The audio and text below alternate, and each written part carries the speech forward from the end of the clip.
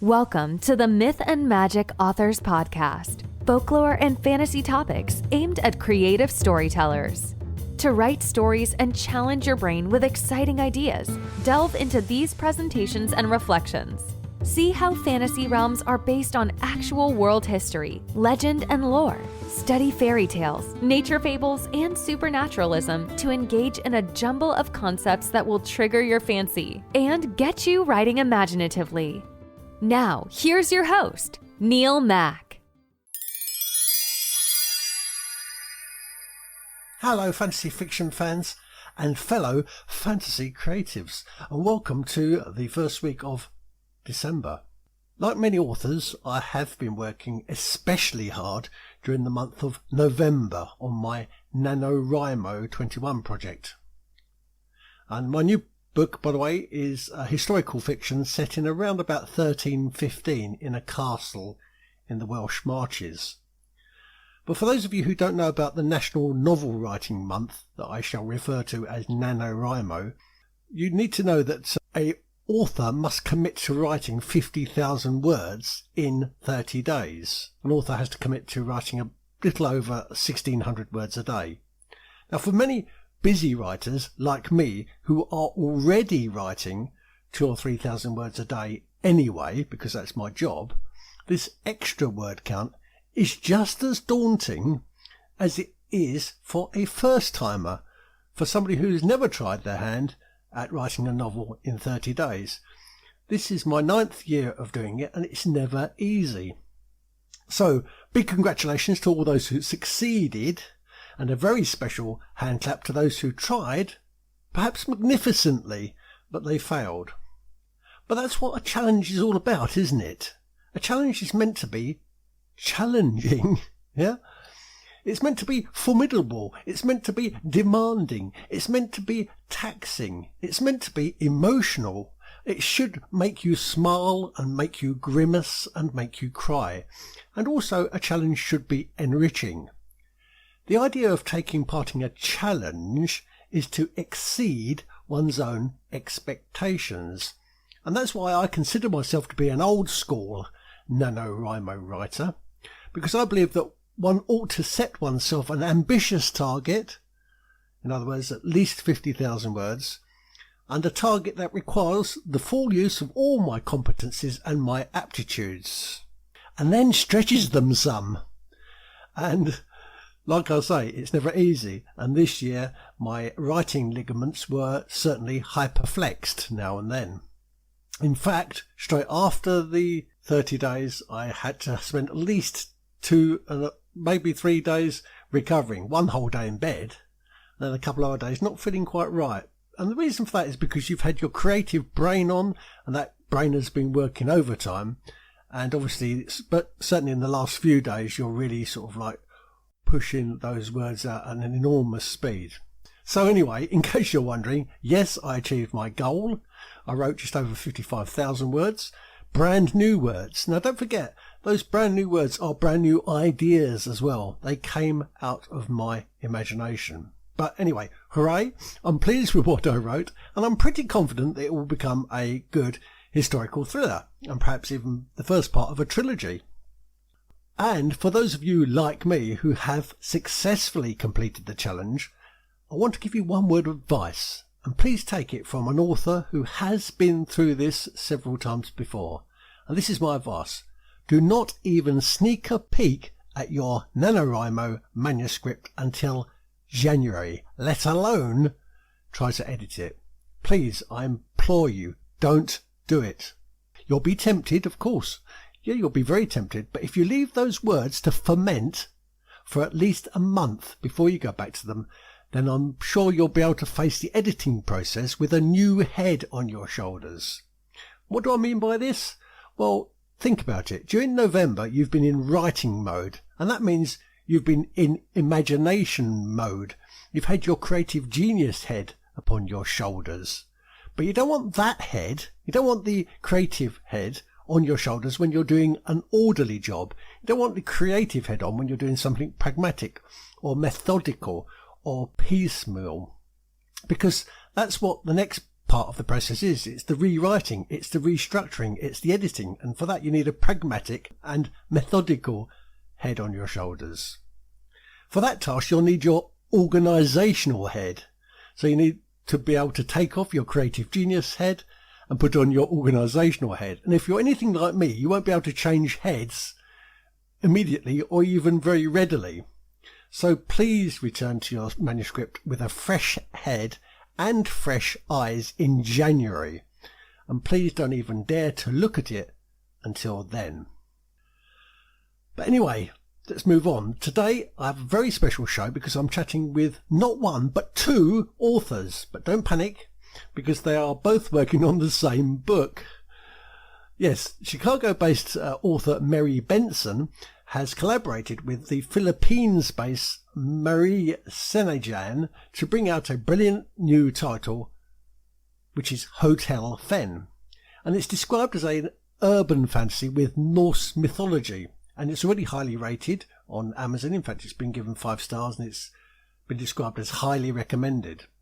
Now, the reason you'll want to listen to this interview is because Meri and Mary talk about the craft work of independent authoring. Because, as they explained to me, it doesn't just stop at writing and publishing, because they're also working on music for their book. Yes, they're writing theme tunes for their characters, and they're creating gifts for the readers, and they're creating images and maps and other things that can be shared, so it becomes a multimedia project. Now, just to let you know, I recorded this just hours before this year's NaNoWriMo. But let's go over now to Chicago and also to the Philippines. So you can imagine it's a bit of juggling to do because we're talking about 3 different time zones. So very exciting. I'm really excited to be talking to Meri Benson and Marie Sinadjan. Hello. Is that Meri? Hi, I'm Mary. It's got written on the thing, Elizabeth. That's my legal name. And Marie, it says there on the thing is I'm trying to connect to her audio. Don't know if she can hear me yet.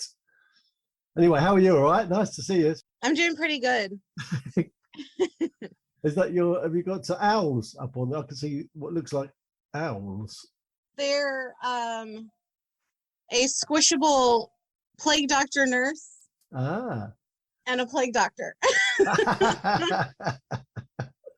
Hey, both of you. Oh, hello, Hi. Marie. How are you? All right? Just turn on my camera, but I'm already being warned that my network bandwidth is low. Well, Is that we'll all see how we right? get on. I might have to just turn it on at the end. Well, we'll see how we get on. So anyway, hi, Marie and Marie. I want to talk about the new project, which is Hotel Fen, and about your collaboration, which of course intrigues me, but also the level of crafting involved, which is what I want to mainly explore, if that's okay. And I wanted to start with Meri, if that's okay. And I know that you're a crafts person. You do drawing and photography and that sort of thing. Is that right? I do. Yeah. So how do you think that overlaps into the world of authoring and writing? Is it all one whole artistic, creative mind? A lot of it, some of it overlaps. I know for my photography, I like to take pictures of places that really inspire me. Yeah. So sometimes those end up as locations in books and settings, or I'll see like a name of a town that looks really cool, so I may save it for later. Because there's so many interesting places around the world, and some of them are so pretty. Yeah. So they work really well for novel locations. And then for the drawing and stuff, I like to do like merch stuff with it when I can. Okay. Yeah. So like for Hotel Fen, I'm working on a Norse compass that we can potentially use maybe like as a spacer instead of the runes like the first book. Yeah. Or maybe like as something like a keychain or something that would be kind of cute. Okay, that's good. So Hotel Fen then is a collaboration between you two, is that right? It is. Okay. And how does that collaboration work? Are you both writing it, or how is it actually being done? we're both writing it. We discuss a lot of plot points, a lot of research. Yeah. And then we utilize the fact that we're about 12 hours apart. Exactly. So when I'm sleeping, she's writing, and when she's sleeping, I'm writing. Ah, that's clever. I like that idea. So when you were doing, do you know about the National Novel Writing Month, NaNoWriMo? Have you ever been in that challenge where you have to write a novel in 1 month? But with you, you could be doing it 24 hours a day. One person's asleep, the other person's writing. So how did you two meet? How did you actually contact each other? Well, I think that's my story to tell. And that was well before, I started this whole writing thing, Neil. Yeah. Well, we met in the summer of 2019. See, it sounds a little romantic if you put it that way. Yeah, it does. It's like the beginning of a song. Yeah, it does. And it was in some writing community online that, did prompt challenges and stuff. Yeah. And I've been writing since my teens, but I've always found collaborative writing to be more enjoyable.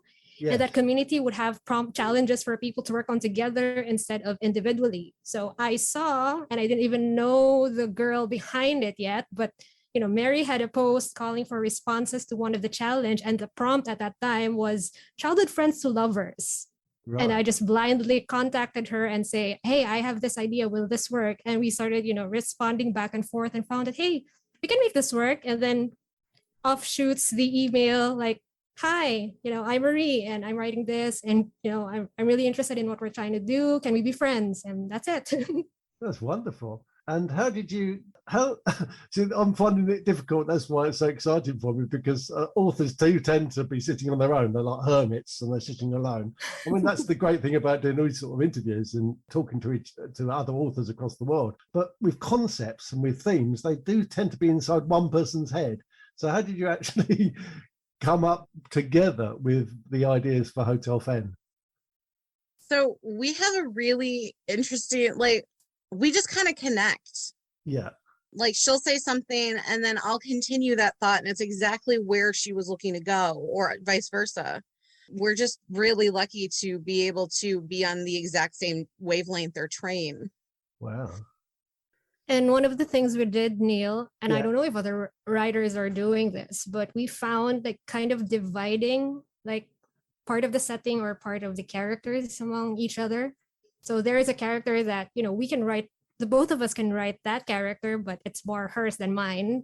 Right. And we tend to focus on that as we write. And then, I go to bed and she continues writing or just edits my stuff. And as long as we are in agreement of where we were going to take that scene or chapter, I mean, I'm totally fine, waking up and finding that my entire scene has been edited. And I trust Mary to do that. And we're just really lucky to have found that level of trust with each other. That's beautiful. I love that. I don't do this, but some authors allow their character to take them by the hand and take them on the journey.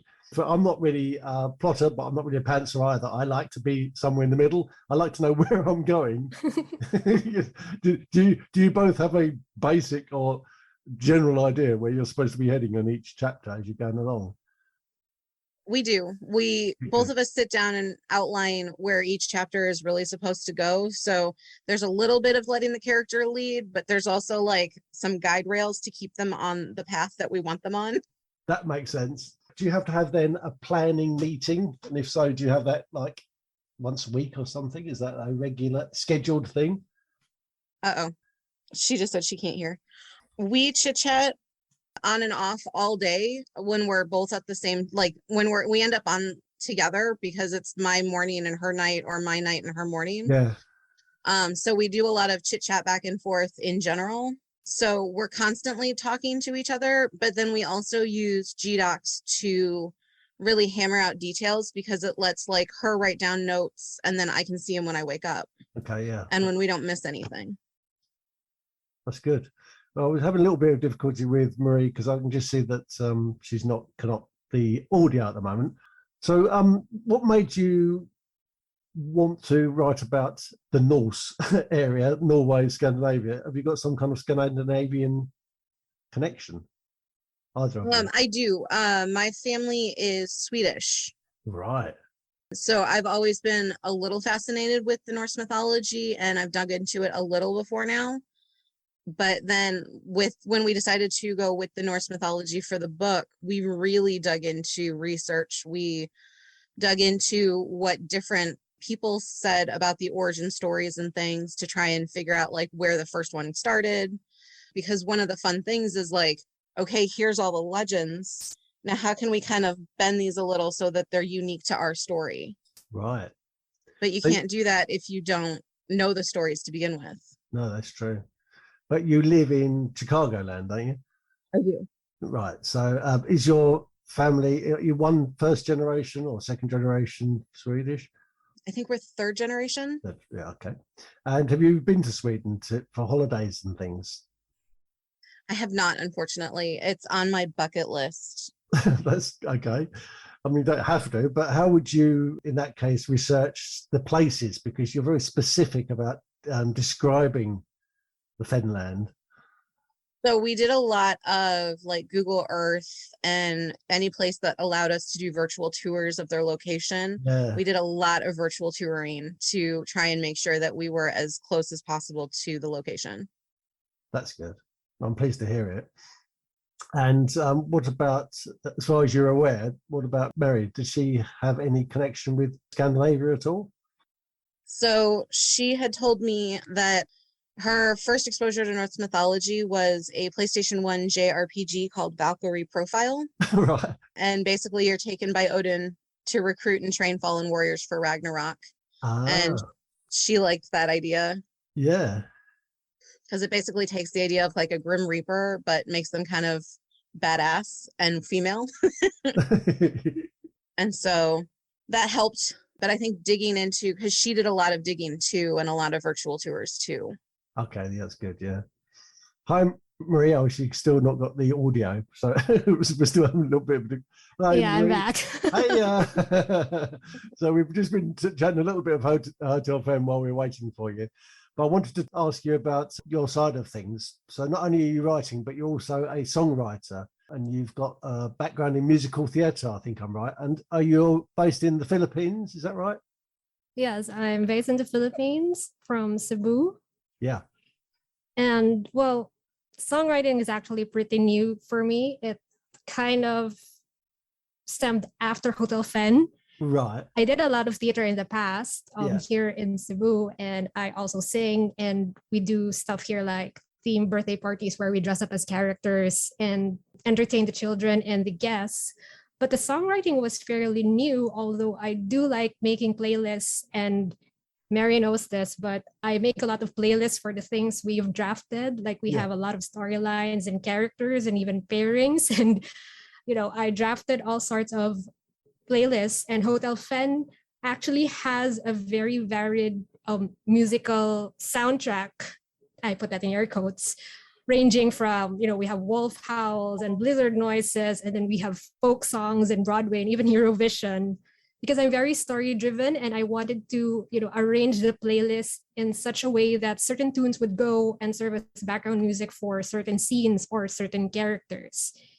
And then I started trying my hand out in songwriting because I wanted to have our own songs for our own books. And I did try asking some artists on how much they would charge for a commission for a song for the book. Yeah. It's really expensive. And I thought, I'll draft something on the piano and give it a try, and let's see if it works. And it has been working. So it's admittedly, the songs that we've been doing are admittedly kind of a form of practice. But I usually just pick a scene and go, you know, this kind of song would be nice for it. Or if this was a musical, this would be how the song would go. Yeah. I mean, I was in theater, so I kind of have that thinking. And I'm also super fortunate that I have my brother Micah, who's helping me with the instrumentation, because he really gets what I want to achieve. And he's able to translate that into the arrangement, because I usually make my demos in just piano. And I even use an app on the phone. It's easier for me to record demos on the spot, just, you know, using apps and just like the phone microphone. And, you know, you mentioned like one of my songs is called Hellfire. And while it while it's actually for the sequel, it was actually born because there's a certain character whose backstory really got into me, and I wanted to put her emotions and her story into song. And I can't say more without giving the plot away, but No. one of my friends told me that she thought of Daenerys from Game of Thrones when she listened to it.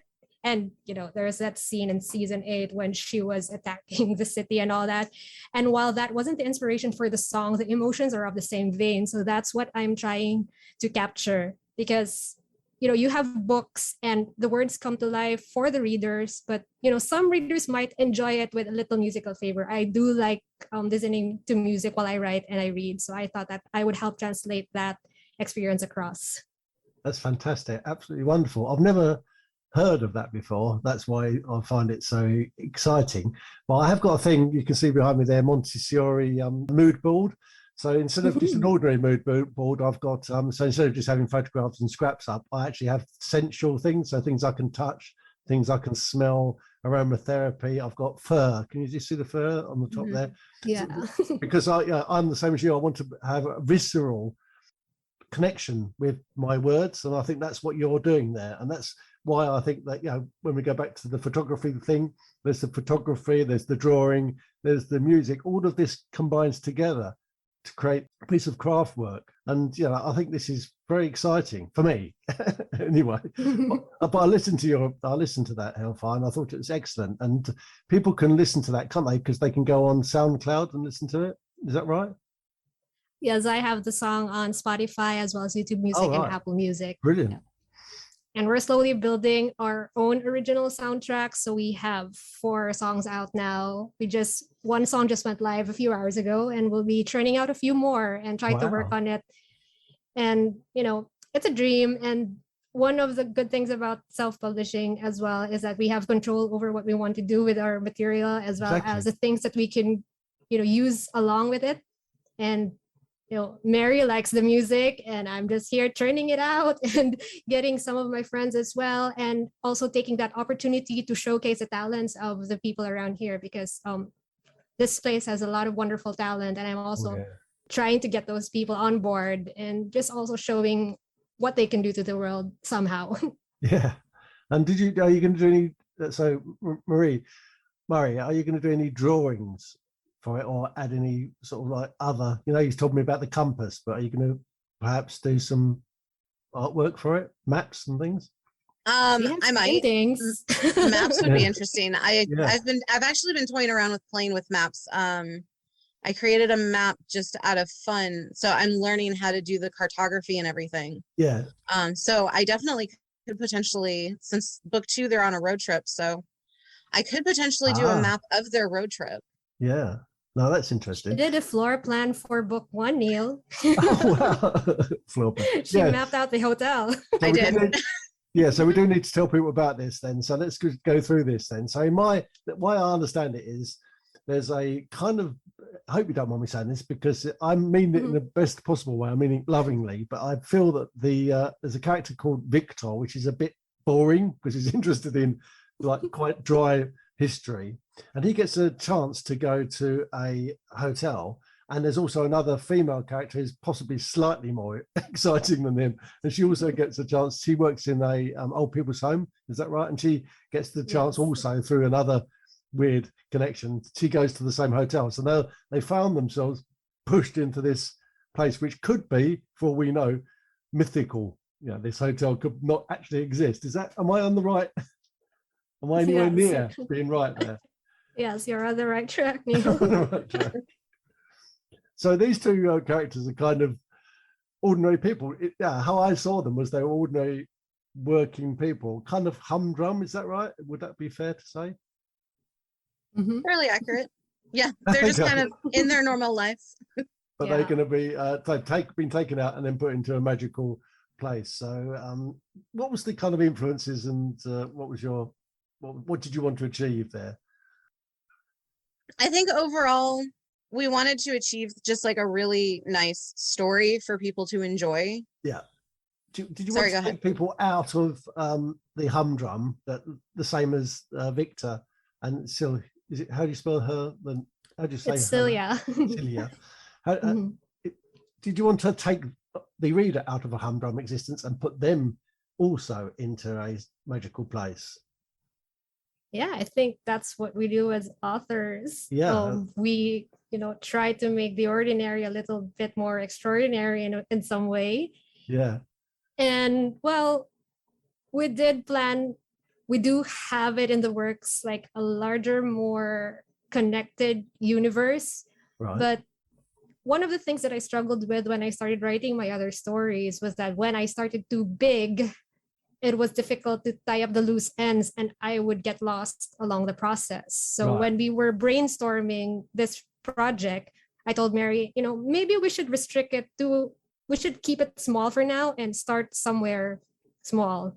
And I think it was the travel buff in me that, landed us in a hotel, because I've been traveling pre-pandemic. I traveled a lot, not too far because plane fares are expensive, but I would travel a lot, and I have heard some really nasty horror stories about hotels.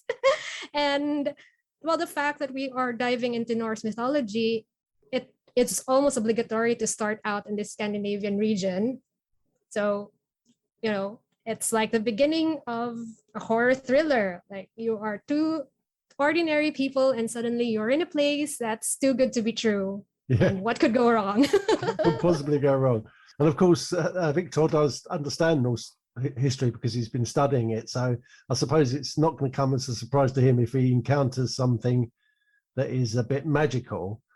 Well, he'll probably won't believe it, but he will understand it, I suppose. Is that something that you've been playing with, that concept?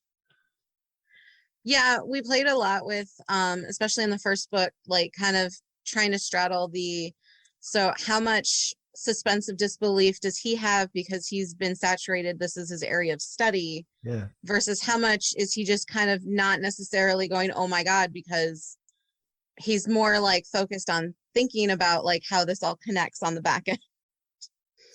Yeah. And of course, I'm guessing this because I don't know for sure, but I'm guessing there's some kind of romantic connection here as well, because they're pushed together, aren't they? Yeah. So, yes. So you're going to be delivering that, even though, being a historian, I know this for a fact because I know many historians. Some of them are very sexy on the inside, not necessarily sexy on the outside, but they do try their best. They do try their best. Have you ever been to this kind of situation where you've been stuck in a hotel and pushed up against something that you didn't know before? Is this something that you can speak from experience about?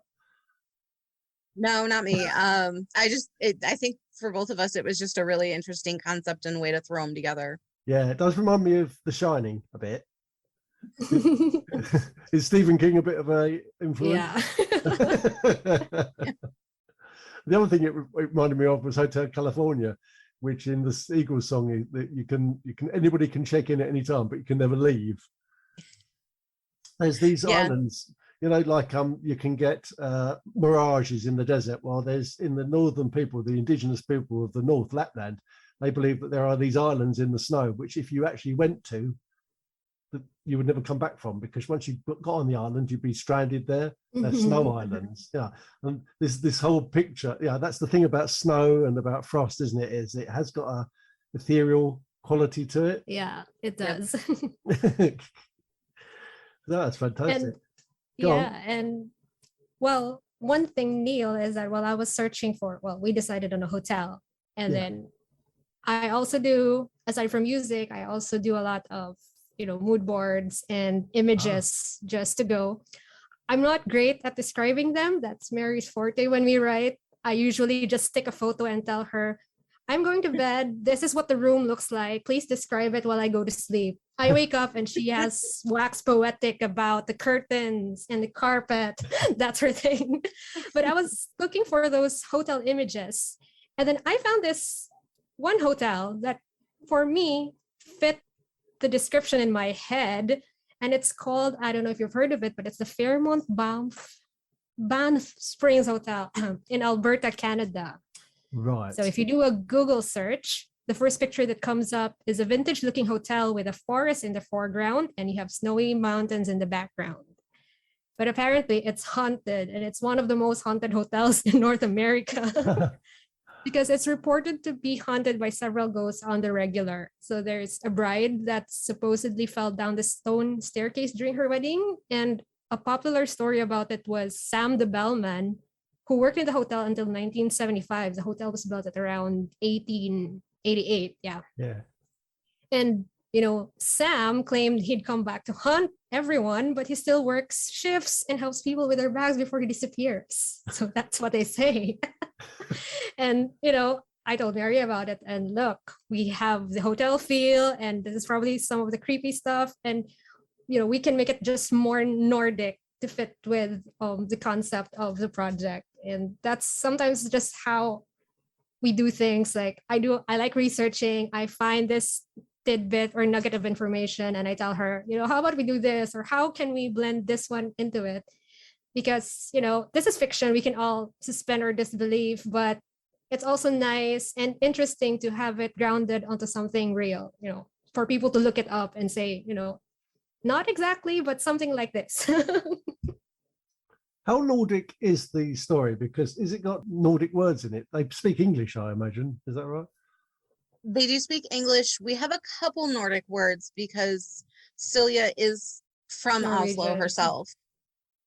Yeah, we wanted to just make that, to have that come across that, Victor is American, but Silja is Norwegian. So we did look up some YouTube videos about Norwegian expressions and just picked the common ones that, tourists can easily learn, so that we don't, make the book too intimidating, but it's also something that might be usable if you actually go to Oslo. What about Norse mythology? Have you got a lot in there, or is it enough that if somebody like myself, I'm not that much of an expert on Norse mythology. I've looked at it, but I'm not an expert. Whereas other people I know, they study it. They've done diplomas in it. Would you need to be a diploma level Norse expert to understand and enjoy the book? You do not. We actually worked really hard to make sure that it's saturated with the mythology. It's coming from a point where you get enough of it without having to research it, but also hopefully we'll leave you with now I kind of want to Google that. Yeah, and if you've seen, Marvel, you'll get it. Without giving too much of the plot away. Yeah. If you've seen the Marvel films, you'll be fine. I understand. So you don't have to be a diploma expert who went to university, but if you watch the Marvels, you should be okay. Now we've got in England Fenland, which is and kind of weird. It's very historic and quite kind of weird area. And there's certainly fens in Alberta, Canada, Banff National Park. Have either of you ever visited a fen? And if not, then why did you come up with that as an idea, an area? So I haven't been anywhere for Fenland. We actually named it Hotel Fen because of some of the plot points, not because of areas being called Fen. Yeah. Because it's going to connect though. People will live in those areas and they will buy the book because so there will be a connection. But yeah, that does make sense to me. So this is going to be the first book in a series. You suggested that there's going to be a sort of like road trip book next. How many books do you think the series will have? So Hotel Fen will be part of a trilogy that we're calling the Ragnarok trilogy. But we're planning for a lot more books within that universe. So a lot of the books will be interconnected on like kind of a behind the scenes, like you may hear about other characters from other series. We've got a bunch of books planned that both of us are looking to co-write, but then we also have some that are looking to be solo books, but still in our shared universe. Brilliant. Like Marie's got some books that are looking to focus on some of Filipino lore. But they'll still be in the universe itself. So it'll still kind of connect to what's happened in the other books. Yeah, that makes sense. I saw some of your other novels on Amazon, and I just wondered whether or not they were kind of stepping stones towards this. Was that how you look at your route into writing fantasy? Because they didn't look like fantasy to me. I mean, I might be wrong, but they didn't seem to be your previous books fantasy. My previous books are shorts, and they're kind of paranormal urban fantasy. Right. Okay. And they're not part of the Hotel Fen universe. I use this shorts kind of to get to know Amazon and kind of some of Amazon's algorithms. I see. And also kind of because it's nice to do something that's small. So it's not daunting on the formatting side. Yeah, that's true. That's true. And so it definitely helped. So when Hotel Fen was ready to be out in the world, I already kind of knew what to do on Amazon, what to do for the other platforms. Yeah, I understand. What about you, Marie? Did you have any previous writing experience? Just some stories I wrote for school and some for school plays and just skits for the theme parties we would do here. Yeah. And Mary was really the stepping stone because, you know, I thought that, well, if she got it done, maybe I could do it too. Yeah. And with her help, she's been teaching me as well on, you know, how things work in Amazon. And we've been also learning how just to operate in the self-publishing industry. I mean, marketing is hard. It's something we both have to learn. And we have been trading what we have learned with each other so that in our future projects and even for her solo projects and my solo projects, we can also put that to use. So not so much yet on the writing. I was bringing more of my music experience into the project, but as well as my lots and lots of drafts. Like I have notebooks and the stories have not come to life, partly because I think I get bored writing by myself. Like I have no one to talk to you about, you know, this character is making a big deal out of this and there's no one for me to talk to, like, hey, this is happening, or what should we do with this one? So that's been part of the experience as well, writing with Mary. You know, sometimes we just wing an entire chapter. Like we know it's supposed to end here, but we don't mind an extra chapter if the characters still want to fight. It happens. Yeah. I write a lot of very strong women characters. Virtually all of my novels have got a strong woman character. And in Hotel Fen, we've got this dry historian, Victor. What was it like to try to get inside? Because everybody asked me this question, but the opposite way around, so I might as well ask it for you.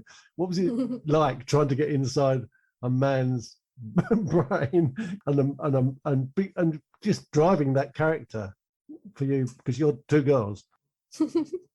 Well, I think some of it is just trying to, I mean, male or female, there's a lot of general human experience. Yeah. So that helps on a general basis level. Yeah. And then it's just trying to occasionally get feedback from some of my male friends, like, hey, can you read this? Does it sound okay? Yeah, that's good. And occasionally I've gotten, I'm not sure if a guy would do that. I'd probably change it to this. Yeah. Yeah, so that helps. Yeah, I've had that. Well, that's a perfect explanation. That's very good. So when is Hotel Fen out? Is it already published or is it ready to go? Hotel Fen was published on August 24th. So it is definitely ready to go. And is that wide or is it just on Amazon? It's completely wide. It's on Amazon, Barnes & Noble, Kobo, and Apple Books. Excellent. So how would like people to get that? So say that there's a listener and thinking, well, I need to grab that. That's exactly my cup of tea. Where should they go to get that? What would you prefer them to do? Amazon's been a big seller. I know a lot of people love Amazon. One of the reasons we actually decided to go wide was we have some friends who are like, I don't really want to support Amazon. So that was like, okay, let's make sure that for people who maybe don't want to use Amazon, we want them to be able to get our books. So we went wide. So basically wherever you prefer to get your book, it's available in paperback on both Barnes & Noble and Amazon. And then currently only hardback on Amazon. I'm currently looking into how to make it hardback on Barnes & Noble as well. Okay. And what about you, Marie? Where could you get this in Philippines? Can you get it in paperback in form in the Philippines? We're working on it, Neil, because shipping is expensive. I had some friends try to purchase the book straight from Amazon and the shipping cost is more expensive than the book itself. Wow. So I've been working with a local publishing house and they have a program that's called Publish on Demand. So they would take in the authors and help them get their books out. So it's in progress and it should be, I'm hoping in the next month, it should be ready and available. And they also have a bookstore, so they can get it from that, as well as some local online shopping sites. Oh, that's good. But I imagine anybody in Philippines can still use the Kindle system, can't they? And look at Yes, those who are into ebooks have already purchased them via Kindle and as well as the other ebook platforms. It's just some just really want the paperback copies, and we've been getting requests as to book signings and signatures, and that's also something that we're trying to think about, especially with the interesting mix that we have songs. Exactly. So it's going to be an interesting event if we do something like that. It is, yeah. And so where should people go if they want to listen to the music? So what would be the place you point them? She looks like she lost her audio again. Oh, okay. So people can find her on Spotify if they search for her name, Marie Sinadjan. Okay, can you spell that? Is it Sinadjan? Correct, Sinadjan. Thank you. And what about you? If they want to follow you, your day-to-day activities and find out what it's like to be an author, especially a collaborative author, where should they go? So they can find me at maryscorner.com, meriscorner.com. All of my social media is linked on my website as well. And then Marie's website, which is just her full name, they can find her, and all her socials are linked on her website as well. That's brilliant. Thank you. And we're almost coming to the end now, but what's next in store then for this universe that you've created? What's the next stage? So next stage is book 2. Yeah. We're looking to kick that off for Nano, actually. Oh, right. You're going to do that this month. You're going to start Yes. writing on Monday. We're going to start writing on Monday. Wow. Brilliant. Congratulations. Yeah, that's why I've got my board there ready to go on Monday. That's brilliant. But I take it you've done a lot of work already prepping that through at least October, if not longer, I imagine. Is that right? We spent the last 2 months prepping, tweaking the outline, making sure the outline's ready to go so that, like, if I'm asleep, she kind of knows what we're writing. And if she's asleep, I don't really have too many questions and can dig into certain things. Okay. We've actually created a small map so we know exactly where they're going for this book, because they're kind of going to road trip a little bit of everywhere. Will they go all the way to the Arctic Circle? Not necessarily the Arctic Circle, but we have some interesting locations in mind because we did a lot of research on we're using kind of like triangulation for certain points, so that we found some interesting locations that people may not expect in a Norse book, and to connect to the Norse mythology that we're going to tie in. So we're hoping that people will find it fun when we get there. Brilliant.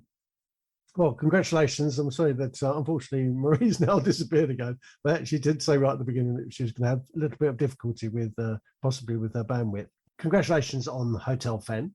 It's a really exciting idea. I love the idea of it. It's got it overlaps into so many interesting things like the Shining and that sort of thing. But also I love the idea that it's multimedia, isn't it? It's a multimedia book. Is that how you would want to describe it commercially? Yeah, I think that's pretty accurate. We've had fun being able to tie different media to it, like her songs. I'm going to be selling the book at a con in a couple weeks. Oh, wow. And I've made some resin rune sets to sell next to it. Oh, brilliant. Yeah. That sounds really interesting. You'd have to, could you send me a photograph of one of those resin rune sets so I can put it on the website? Absolutely. Oh, brilliant. Okay, that'd be fantastic. And do you want to just name check that? Is it a conference you're going to, or a? It's called WindyCon, WINDYCON. Okay, that sounds like it's to do with Chicago. Yeah. City. Yeah, it's a local con here. That sounds nice. How many people do you expect to be going to that? In the past, they've had 400 or 500 people attend, with it being one of the first cons in person after COVID. I'm not 100% sure how many people. No, things are very slow, aren't they? They're not really. Yeah. I think about people were saying in nightclubs and in bars and restaurants in around here in Europe, it's about half capacity, about half what you'd expect. Yeah, the people who are planning it are taking a lot of precautions. So the dealer's room has a set number based on how they can make sure that the tables are spaced appropriately and everything. Yeah, They've got the mask mandate, so you have to wear masks while you're attending everything. that's good. But I'm assuming that it's going to be at least at half capacity just because of people still being concerned to travel too. Yeah, yeah. So we're speaking on All Hallows Eve. Now, how are you going to celebrate it today? Mostly just hand out candy to kids and get ready to start writing tomorrow. Yeah. What about you, Marie? Can you hear me now? It's an hour and a half before Nano starts for me too. Wow. So the malls here just started to reopen, and I saw pictures of people trick-or-treating, but I've actually still been working from home and have not been out much. Right. In the past years before COVID, we would be invited to hotels and malls hosting trick-or-treat parties for children. Right. And I would dress up as different characters depending on what their theme is. So 2 years ago, I was Maleficent, and we did a musical number in a mall. And I kind of missed that, but for now, it's just looking at the photos and just waiting for November to roll in and try to start writing. Well, keep strong. Make sure all those words keep coming in. You've got to keep, as we all know, you've got to keep knocking them out. And congratulations on a great book. And I'm looking forward to looking at the whole series as well. And thank you very much for spending a bit of time chatting to me. And is there anything else you needed to say before we turn off? I think just thank you for having us. Oh, wow. It's been a privilege. Thank you so much, Neil. And it's been fun chatting like this from 3 different time zones. It's been interesting, but it hasn't been as complicated as it could have been. So anyway, lovely to see you both, and good luck with NaNoWriMo month. Bye. Good luck to you too. Neil. Thank you. Bye. Bye-bye.